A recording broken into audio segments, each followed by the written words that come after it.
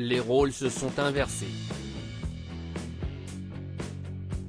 Faustine Bollaert, habituée à recueillir les témoignages de ses invités dans Ça commence aujourd'hui qu'elle présente depuis 2017 s'est à son tour livrée à cœur ouvert.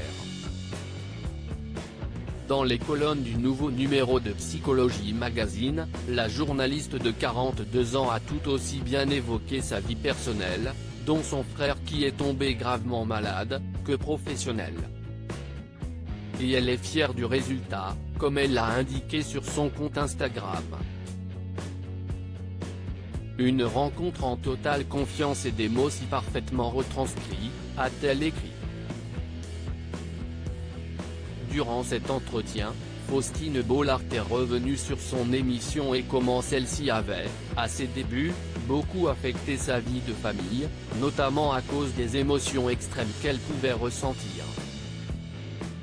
Elle dit avoir reçu en pleine gueule les témoignages de ses invités qu'elle affectionne beaucoup, tous très touchants et poignants.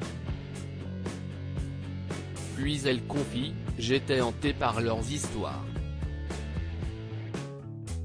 Faustine Bollaert, une peur constante pour ses enfants suite aux nombreux témoignages qu'elle écoutait chaque jour, l'épouse de Maxime Chatham est devenue une femme angoissée.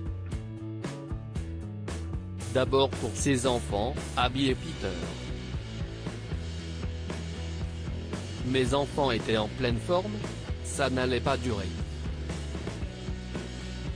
Mon fils disparaissait dans un parc, il avait été kidnappé, raconte-t-elle.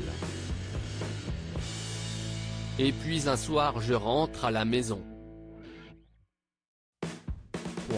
Je suis particulièrement flippée.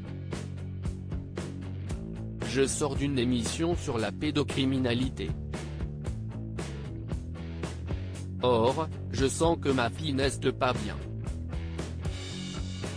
Je m'inquiète. Et je la bombarde de questions, tout anglais autour de gestes possiblement déplacés. Dans les yeux de ma fille, je vois les larmes monter, mes questions lui font peur. Elle avait juste un problème avec une copine, et moi, je l'avais submergée d'angoisse qui n'était pas de son âge. Elle a également changé le code de sa maison à 10 reprises et fait 10 mammographies, par peur de vivre le quotidien de certains invités. Face à la situation, devenue incontrôlable, Faustine Bollaert qui petit à petit embarquait ses enfants dans ses noirceurs a su qu'elle devait se faire accompagner. Grâce à une thérapie, elle a appris à mettre de la distance entre ce qu'elle entend sur mon plateau, et elle.